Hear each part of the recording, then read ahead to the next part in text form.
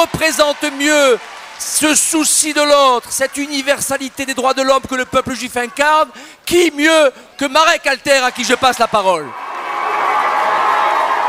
Vous êtes formidable. Vous êtes formidable parce que quand vous vous réunissez, je crois que c'est le seul moment où on n'écrit pas la haine, où on n'écrit pas vengeance, on chante la paix. Je crois que c'est unique. Et pourtant, on aurait pu crier la colère. On nous a assez insultés dernièrement dans les médias.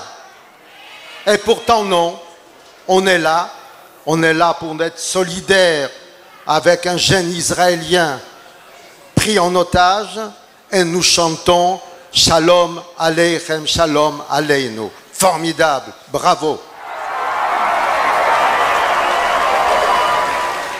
Vous savez, on n'est pas obligé d'être d'accord ou pas d'accord avec telle ou telle décision du gouvernement israélien.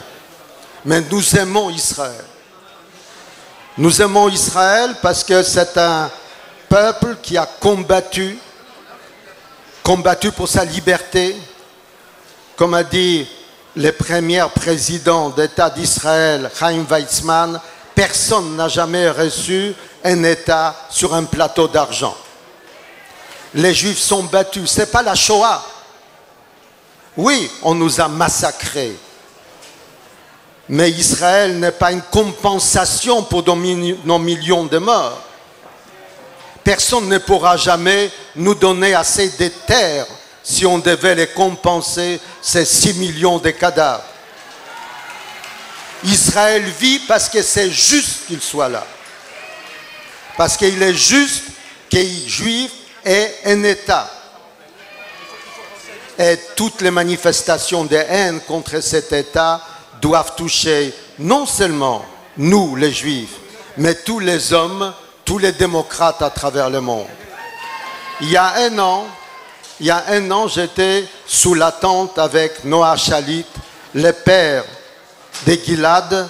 Pas loin, il a monté sa tente pas loin du mur occidental à Jérusalem. Au moment où nous parlons, il s'est mis en route avec sa famille et sa tante pour se mettre en face de la Knesset, des parlements israéliens, avec l'intention de rester là jusqu'à la libération de Gilad Shalit. Bernard-Henri Lévy a dit une chose qui, je voulais vous dire, il l'a dit, mais ça vaut la peine quand même de souligner.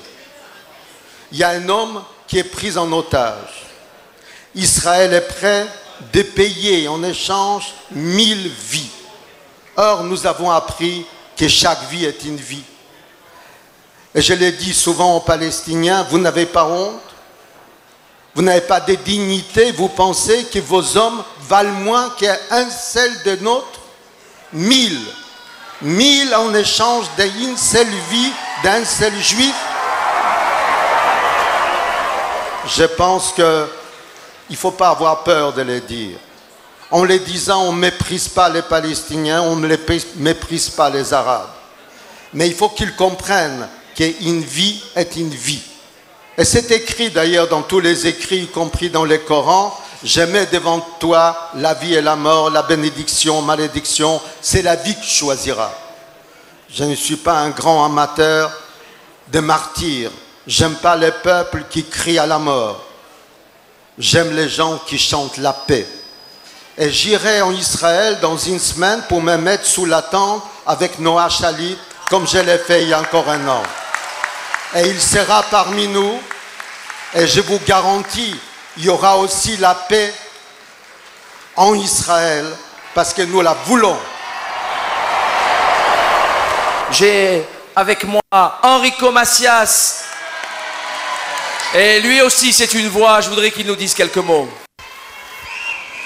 D'abord, je voudrais vous remercier d'être si nombreux pour vous mobiliser.